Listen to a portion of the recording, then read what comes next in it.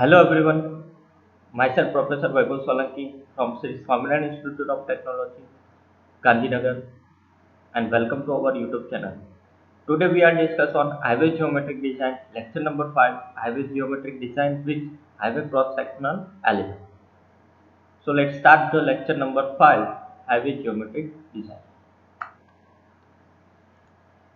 So in our previous lecture of highway geometric design, we have already discussed on geometric design and control and factor of geometric design. And now we are discuss on highway cross-sectional element. In this lecture, we are deeply discuss on various cross-sectional elements just like carriageway, shoulder, right of way, and other geometric elements of the highway engineering web,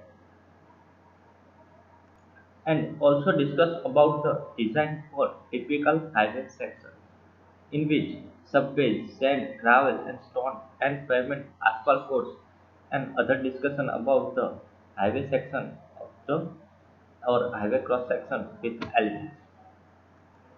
तो सबसे पहले start करते हैं highway cross section element के साथ कि कौन कौन से हाईवे क्रॉस सेक्शन एलिमेंट्स है जिसके बारे में हमको पढ़ना जरूरी है यहाँ पे. सो इन हाईवे इंजीनियरिंग और जियोमेट्रिक डिजाइन में बहुत सारे एलिमेंट है जो हाईवे क्रॉस सेक्शन के बहुत सारे एलिमेंट है जिसका नॉलेज और जिसका टर्मिनोलॉजी हमको पता होना चाहिए, जिसका लिस्ट आउट हमने यहाँ पे किया है. उनमें से है carriage way, shoulder, roadway with, right of way, building line, control line, median, camber या तो cross road, crown, side slope, curve, guide rail, side rain and other facility. ये सब जो एलिमेंट्स है वो हाईवे क्रॉस सेक्शन के elements है. So हम इन सब एलिमेंट के बारे में सीक्वेंस में डिस्कस करें. तो सबसे पहले बात करते हैं कैरिज वे. कैरिज वे क्या है? It is the travel way which is used for movement of vehicle. It take the vehicular loading. वो जो ट्रैवल वे है और ट्रैवल वे है जहाँ पे जो व्हीकल एक्चुअली वहाँ पे इसके ऊपर मूव करेगा और व्हीकलर लोडिंग उसके ऊपर मूव करेगा, उसको हम कैरिज वे बोलते हैं. It may be cement concrete road और bituminous primer. Width of the carriageway determined on the basis of the width of the vehicle and the minimum side of the clearance safety. हम सबको पता है हम statically व्हीकलर characteristic के हिसाब से as per Indian standard vehicle की जो विड्थ है वो 2.5 मीटर है. वो 2.5 मीटर के साथ साथ जो क्लियरेंस सेफ्टी के हिसाब से हम 1 मीटर और 1 मीटर का डिस्कस करें तो width of carriageway approx single lane highway के लिए 3.5 मीटर या 3.75 मीटर है और अदर टू लाइन के लिए 7.5 metre. As per IRC specification, the maximum width of the vehicle is 2.44 meter, approx 2.5 meter, and minimum clearance of 0.68, and in case of single lane, and 1.02 meter in case of double lane. तो single line के लिए 0.68 का kilometre clearance and 2.44 mm vehicle का width, तो उसके हिसाब से 2.44 plus 0.68 दोनों तरफ से हम क्लियरेंस की बात करें तो अदर 0.68 उसके हिसाब से हमारी जो विड्थ होगी जो सिंगल लाइन हाईवे की वो होगी 3.5 मीटर या 3.75 मीटर. इन अदर साइड हम डबल लाइन के लिए बात करें तो वो जो क्लियरेंस है वो बढ़ के 1.02 मीटर है. तो दोनों तरफ 1.02 और सेंटर में 1.02 का स्पेस रखे तो वो जो टोटल कैरिजवे की विड्थ होगी वो 7.5 मीटर अप्रोक्स होगी. तो ये है कैरिजवे. तो यहाँ पे हम देख सकते हैं कि सिंगल लाइन के लिए विड्थ ऑफ कैरिजवे 3.75 मीटर जैसे हमने बात की. Two line without raise kerb, जो अगर राइज कर्व नहीं है और टू लाइन टूड है तो वहाँ पे जो as per IRC width of carriageway in meter 7 meter होगी. Two line with rise curve, अगर वहाँ पे राइज कर्व दिया हुआ है तो उसकी विड्थ 7.5 मीटर होगी. इंटरमीडिएट लाइन के लिए 5.5 मीटर और मल्टी लाइन पेमेंट के लिए 3.5 मीटर पर लाइन होगी. हमने बहुत सारे मल्टी लाइन हाईवे हम देखते हैं तो वहाँ पे जो जहाँ जहाँ से मार्किंग होती है सेंटर लाइन की मार्किंग होती है और जहाँ से लाइन डिस्ट्रीब्यूशन होता है वहाँ तक का जो डिस्टेंस है पर लाइन वो 3.5 मीटर होता है. तो इस हिसाब से हम कैरिजवे को डिवाइड कर सकते हैं अपनी विड्थ ऑफ के हिसाब से. दूसरा, width of roadway of various vehicle class of the road तो हम रोडवेज की बात करें तो प्रॉपर जो रोडवे है इस टू लाइन का सिंगल वे लेन और अदर लेन के हिसाब से। सो रोड क्लासिफिकेशन हम सबको पता है, state highway and national highway and state highway, MDR, ODR and village road. Village road basically single line road होते हैं, वहाँ पे रोड लेंथ अप्रोक्स प्लेन और रोलिंग टेरेन के लिए 7.5 मीटर और माउंटेनियस और स्टीप टेरेन के लिए 4 मीटर है। साथ साथ हम नेशनल हाईवे और स्टेट हाईवे की बात करें तो नेशनल हाईवे और स्टेट हाईवे सिंगल लेन के लिए जो प्लेन और रोलिंग टेरेन के लिए जो टोटल रोडवे विड्थ है वो 12 मीटर है। अदर साइड टू लेन के लिए भी प्लेन और रोलिंग के लिए टोटल रोडवे विड्थ 12 मीटर है। सिमिलरली माउंटेनियस और स्टीप टेरेन के लिए वो 6.25 मीटर है। अदर साइड एमडीआर और ओडीआर की सिंगल लाइन और टू लाइन की बात करें तो सिंगल लाइन एमडीआर के लिए रोडवे विड्थ 9 मीटर है प्लेन और रोलिंग टेरेन के लिए, और 4.75 मीटर है माउंटेनियस एंड स्टीप टेरेन के लिए। सिमिलरली और अदर डिस्ट्रिक्ट रोड के लिए सिंगल लाइन और टू लाइन के लिए, सिंगल लाइन के लिए 7.5 metre and 4.75 metre and two line के लिए 9 मीटर एंड 4.75 मीटर। तो यह है रोडवे विड्थ और the right of way width of the highway. So यहाँ पे हम इस इमेज में कैरिज वे देख सकते हैं। तो ये जो लेंथ है वो प्रॉपर कैरिज वे की लेंथ है जो हमने काउंटिंग की थी। तो यहाँ पे हमारा व्हीकल है फॉर एग्जांपल जिसकी विड्थ 2.44 मीटर है, तो यहाँ पे स्पेसिंग 0.68 या 0.68 का कैलकुलेट करके हमको ये लेंथ का डिस्ट्रीब्यूशन जो मिलेगा वो 3.5 मिलेगा। तो उसके हिसाब से यहाँ पे जो लेन है वो कितने लेन है, सिंगल, एक ए और एक ये, तो ये 2 लेन है और 2 लेन और 2 वे रोड है। तो यहाँ जो अप्रोक्स विड्थ होगी वो अप्रोक्स 7.7 मीटर या 7.5 मीटर होगी। नेक्स्ट हम बात करते हैं शोल्डर की। तो shoulder is also important part of cross section element of the highway. It is provide along the road edge to serve as an emergency lane for vehicle. It's act a service lane for a vehicle that have broken down. अगर आपका vehicle कहीं जगह पे broken down हो गया है तो वो एक जो शोल्डर है वो एक्स्ट्रा स्पेस है जहाँ पे आपका कैरिज वे खत्म होता है, जहाँ पे आपका कैरिज वे की एज खत्म होती है वहाँ से आपका शोल्डर स्टार्ट होता है। सो वो जो शोल्डर की जो स्पेस है वो इमरजेंसी लेन के लिए डिस्ट्रीब्यूट की गई है, प्रोवाइड की गई है। तो वहाँ उसको हम एज ए इमरजेंसी लेन के लिए भी सर्व कर सकते हैं। उसके साथ साथ अगर आपका व्हीकल ब्रोकन डाउन हो गया है तो आप ट्रैफिक को डिस्टर्ब किए बिना आप अपना व्हीकल कैरिज पे शोल्डर पे रख के उसका रिपेयरिंग कर सकते हैं। The minimum shoulder width of 4.6 meters so that the truck station at the side of the shoulder would be have a clearance of 1.85 meter from the pavement edge. IRC recommended the minimum shoulder width is 2.5 meter. यहाँ पे दो बातें की गई है। पहली चीज है कि अगर मिनिमम शोल्डर विड्थ 4.6 मीटर से बात करें so that the truck station at the side of the shoulder, truck के लिए shoulder would be have a clearance of 1.85 metre from the edge. तो वहाँ पे 1.85 मीटर जितना अप्रोक्स एज के साथ क्लियरेंस होगा। As per Indian road standard recommended the minimum shoulder width is 2.5 metre. ये बहुत ही इंपॉर्टेंट है कि हम जो शोल्डर की बात कर रहे हैं वो कितना होना चाहिए, मिनिमम शोल्डर विड्थ कितनी होनी चाहिए। तो as per IRC the minimum shoulder width is 2.5 metre. It should have a sufficient load bearing capacity even in a better wet weather condition। ये जो कैरिज वे है उसकी जो कैपेसिटी है, लोड कैरिंग कैपेसिटी वो भी ज़्यादा होनी चाहिए। अगर वेट वेदर कंडीशन में ड्रेनेज पास में है तो अगर जो सॉइल वेट होगी उसकी वजह से वहाँ पे लोड आएगा तो उसकी लोड बेयरिंग कैपेसिटी ज़्यादा होनी चाहिए। The surface of the should be rougher than the traffic lane so that the vehicle are discouraged to use the shoulder as a regular traffic, and the color should be different from that of the pavement so as to distinct, और distinct के लिए उसका colour थोड़ा different होना चाहिए। तो ये हमने बात की शोल्डर्स के बारे में। तो यहाँ पे हम इमेज में क्लियरली देख सकते हैं कि यहाँ पे अगर मेरा कैरिज में यहाँ से यहाँ तक कैरिज में खत्म हो जाता है हाईवे का, तो यहाँ पे हमने पेव्ड शोल्डर देखा है। तो जो ये एक्स्ट्रा लेन है या तो एक्स्ट्रा विड्थ दी गई है उसको हम शोल्डर बोलते हैं। एज पर आईआरसी यहाँ पे जो मिनिमम शोल्डर की विड्थ होनी चाहिए 2.5 मीटर, तो ये अप्रोक्स 2.5 मीटर से ज़्यादा होगी, 2.5 मीटर या 2.5 मीटर से ज़्यादा होगी। Footpath similarly work as a shoulder similarly work as a footpath. Footpath की हम बात करें तो हमने देखा है कि अर्बन सिटीज में जहाँ पे साइकिलिंग के लिए और पेडेस्ट्रियन के लिए अलग से लैन होती है उसको हम फुटपाथ बोलते हैं। तो यहाँ पे हमने साइकिल ट्रैक और फुटपाथ को भी इंडिकेट किया है जो हाईवे क्रॉस सेक्शन एलिमेंट है। यहाँ पे हम हाईवे पर भी देख सकते हैं कि बहुत सारे हम अनट्रीट शोल्डर और ट्रीट शोल्डर देख सकते हैं। तो यहाँ पे ट्रीट शोल्डर मतलब कि जहाँ पे आपका हाईवे की कैरिज वे की एज खत्म होती है वहाँ से कुछ 1.2 मीटर या 1.8 मीटर या 2 मीटर का जो शोल्डर रखा है तो उसको हम यहाँ पे सिमिलरली बिटुमिनस या तो अदर पेव्ड मटेरियल से ट्रीट किया हुआ है।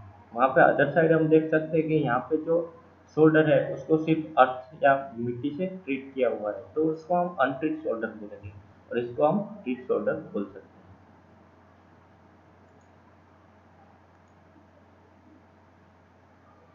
अब बात करते हैं विड्थ ऑफ द रोडवे और formation width. So it is the sum of the width of the carriageway or pavement including separator if any and the shoulder।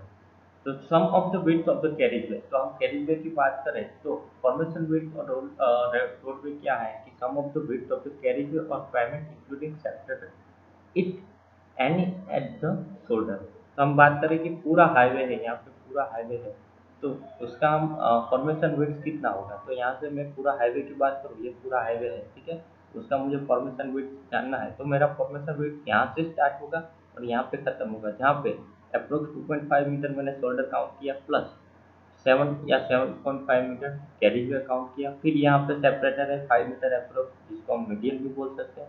उसके बाद सेकंड लेंथ स्टार्ट होती है लेफ्ट हैंड साइड और right hand side के हिसाब से। तो यहाँ पे फिर से 7.5 मीटर को मैंने सम किया। उसके बाद यहाँ पे 2 मीटर या 3 मीटर का फिर से शोल्डर।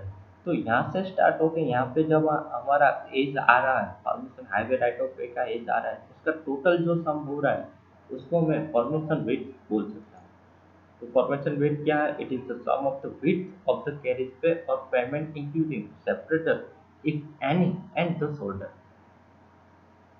सिमिलरली जो फॉर्मेशन विड्थ की बात की वो भी राइट ऑफ वे में हम यूज कर सकते हैं। राइट ऑफ वे क्या है और फॉर्मेशन विड्थ क्या है वो समझ लेते हैं। तो जहाँ पे हमारा पूरा पेमेंट यहाँ पे बना है तो इसको मैं यहाँ से यहाँ तक का मैं फॉर्मेशन विड्थ कहता हूँ। बट राइट ऑफ वे की बात करें तो राइट ऑफ वे थोड़ा अलग है। It is the total area of land acquired for the road along its alignment. It depends on the importance of the road and possible future development. And it is desirable to acquire more width land as the cost of adjoining land and invariable increase very much soon after the new highway is constructed। तो right of वे क्या है? ये जो formation width है उसके साथ साथ यहाँ से जो 5-10 मीटर या यहाँ से 5-10 मीटर का जो विड्थ होता है जहाँ पे हम अगर इन फ्यूचर में हाईवे एक्सटेंड करना है तो यहाँ तक एक्सटेंड हो सकता है। तो ये सब इंक्लूड राइट ऑफ वे में हो जाता है। यहाँ पे ड्रेनेज है वो ऑल्सो राइट ऑफ वे में इंक्लूड है।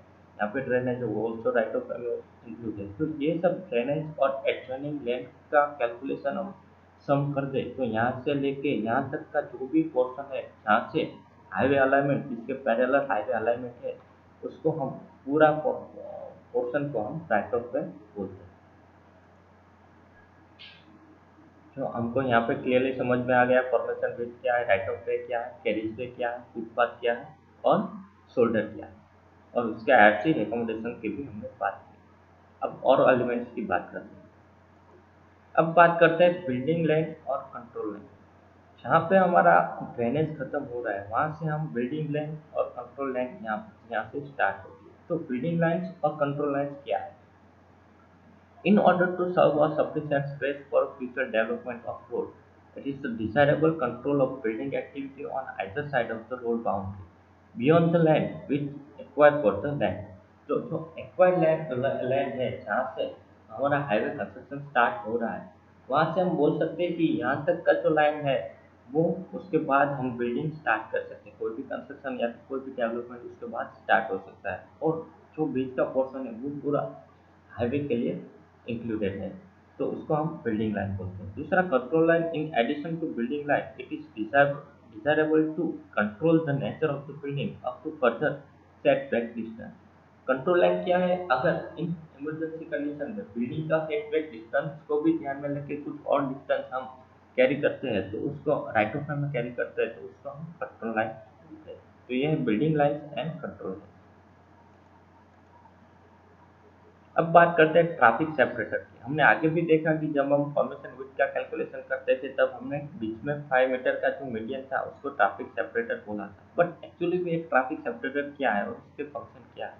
So the main function is to prevent the heat और head on collision between the vehicle moving in opposite direction. हम सबको पता है कि व्हीकल जब ऑपोजिट डायरेक्शन में, ये दोनों ऑपोजिट डायरेक्शन में व्हीकल मूव कर रहा है तो उसका हेड ऑन कॉलिशन ना हो उसकी वजह से हम इन दोनों रोड को राइट हैंड साइड और लेफ्ट हैंड साइड को डिवाइड कर देते हैं। Channelise traffic into stream at the intersection, उसकी वजह से चैनलाइज ट्रैफिक हो जाता है और इंटरसेक्शन में स्ट्रीम हो जाता है। Segregate slow traffic and to protect pedestrian, slow traffic को हम अलग रख सकते हैं और उसके साथ साथ जो पेडेस्ट्रियन है जो चल के जा रहे हैं उन लोगों को भी हम प्रोटेक्ट कर सकते हैं। RC recommended a minimum desirable width of 5 meter and may be reduced to 3 meter where land is restricted. RC कितनी लेंथ रिक्वायर करता है, विड्थ रिक्वायर करता है, यहाँ पे डिजायरेबल विड्थ है as per RC 5 metre and may be reduce to 3 metre where जब land restricted है, अगर हमारे पास लिमिटेड लैंड है तो हम 3 मीटर का तो मिनिमम 3 मीटर का यहाँ पे मीडियन होना चाहिए। The minimum width of median in urban area is 1.2 metre. हम सबको पता है कि अर्बन एरिया जो है वहाँ पे लैंड वैल्यू ज़्यादा है और लैंड यूज का बहुत प्रॉब्लम है। तो वहाँ पे अगर लैंड रिक्वायर नहीं है या तो रिड्यूस है तो हम 1.2 मीटर का मीडियन रख सकते हैं। तो यहाँ पे हम देख सकते हैं कि ये 4 लेन डिवाइडेड कैरिज वे और ड्यूल कैरिज वे है। तो डिवाइडेड क्यों लिखा है कि यहाँ से हमने मीडियन के साथ डिवाइड कर दिया है, ठीक है। तो यहाँ पे अप्रोक्स 5 मीटर का मीडियन है जो राइट हैंड साइड और लेफ्ट हैंड साइड को डिवाइड कर देता है। यहाँ पे दोनों का हेड ऑन कॉलिशन बच जाता है उसकी वजह से। और दूसरा यहाँ पे हम इन दोनों चीज़ों को चैनलाइज कर सकते हैं और ट्रैफिक फ्लो को चैनलाइज कर सकते हैं। तो इसके जो बीच वाला पोर्शन है 5 मीटर का उसको हम क्या बोलते हैं? मीडियन और सेपरेटर। तो हम इस इमेज थ्रू देख सकते हैं। अब बात करें क्रॉस स्लोप और कैम्बर की। नेक्स्ट एलिमेंट है क्रॉस स्लोप और कैम्बर। क्रॉस स्लोप क्या है और कैम्बर क्या है? So it is the slope provided to the road surface in the transverse direction to drain off the rainwater from the road surface. हम सबको पता है कि हम जो पेमेंट सरफेस बनाते हैं यहाँ पे जो वेदर कंडीशन है, वेदर कंडीशन में जो इंडिया में मैक्सिमम मानसून रहता है तो मानसून की वजह से अगर पेमेंट पे अगर पेमेंट या तो जो रोड सरफेस है वहाँ पे रेन हुआ, रन ऑफ हुआ, वाटर रन ऑफ हुआ तो वहाँ पे अगर मैं सरफेस को मैं ड्रेन के लिए स्लोप ना दूँ तो वहाँ पे रन ऑफ और वाटर वहाँ पे जमा रह जाएगा। और उस प्रॉब्लम को प्रिवेंट करने के लिए हम क्या करेंगे? तो हमारा जो कैरेज वे है तो इस कैरेज वे को दोनों तरफ से थोड़ी ढलान देंगे। वो ढलान या तो स्लोप को हम क्या बोलते हैं? क्रॉस स्लोप बोलते हैं। और वो जो पूरा पोर्शन है उसको हम कैम्बर बोलते हैं। तो जो टॉप पोर्शन है ढलान का, जहाँ से ढलान स्टार्ट होती है उसको हम क्राउन बोलते हैं और जहाँ पे ढलान कंप्लीट होती है उसको हम एज बोलते हैं। सो मेन पर्पज है drain off the rain water. तो drain off the rain water को ड्रेनेज तक ड्रेन ऑफ कर दे उसके लिए। दूसरी चीज to prevent the entry of surface water into the substrate soil through the pavement.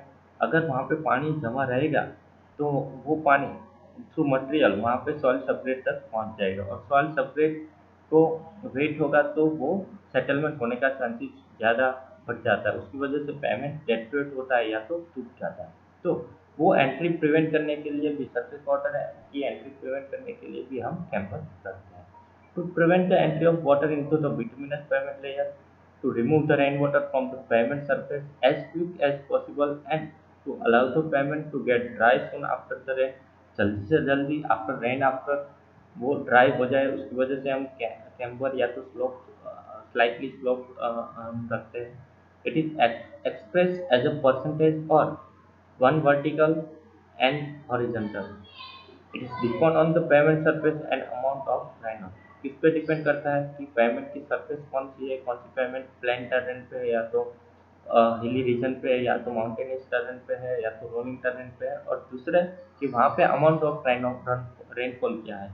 अगर मैं हैवी रेनफॉल एरियाज में जा रहा हूँ तो वहाँ पे मेरा कैम्पर का साइज है वो अप्रोक्सीमेट अदर प्लेन टेरेन और अदर लो रेनफॉल कंपेयर एरिया के साथ कंपेयर करें तो उससे ज़्यादा होना चाहिए। तो यहाँ पे शेप ऑफ रो स्लोप की बात करें और कैम्बर के स्लोप की बात करें तो 3 टाइप के हमको शेप मिलते हैं। पहला है पैराबोलिक शेप, वो फास्ट मूविंग व्हीकल के लिए। दूसरा है स्ट्रेट लाइन और तीसरा है combination of parabolic and straight.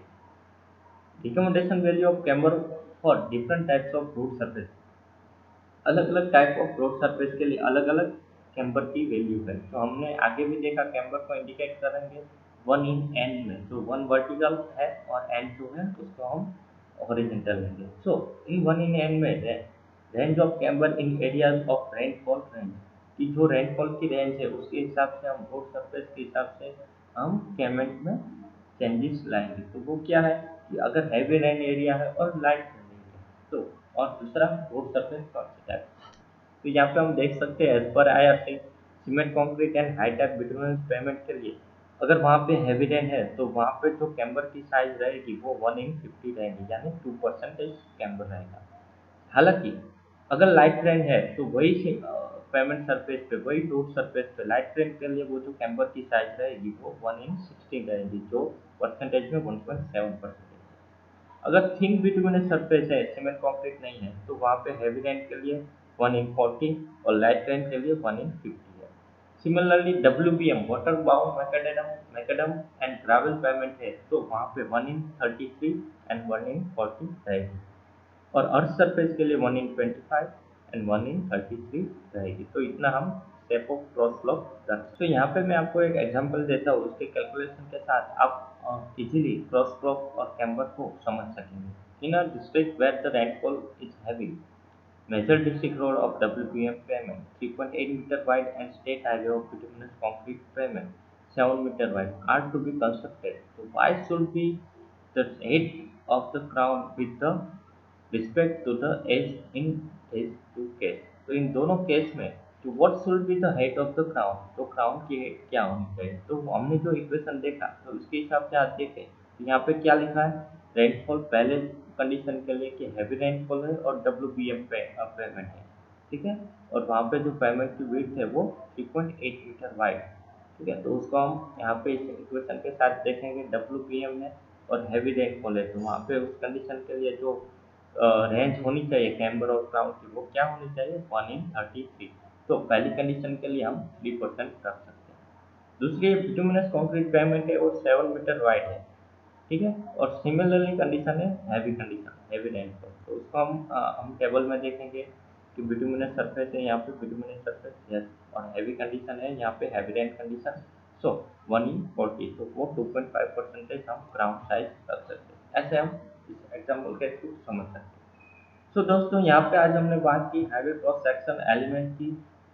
तो जितने भी यहाँ पे हमने क्रॉस सेक्शन एलिमेंट समझे वो है carriageway, shoulder, roadway width, right of way, building line and control line, median, camber cross, crown and slideshow।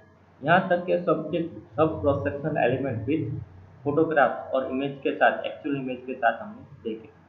उसके बाद नेक्स्ट लेक्चर में हम बात करेंगे कुछ और एलिमेंट्स की, जो है curves, guide rail, side rail and other facilities और ऑफ हाईवे। उसके अलावा जो पूरा क्रॉस सेक्शन है उसका जो सेक्शन किस हिसाब से होता है वो हम देखेंगे नेक्स्ट लेक्चर में। सो आज के लिए बस इतना ही। Thank you so much.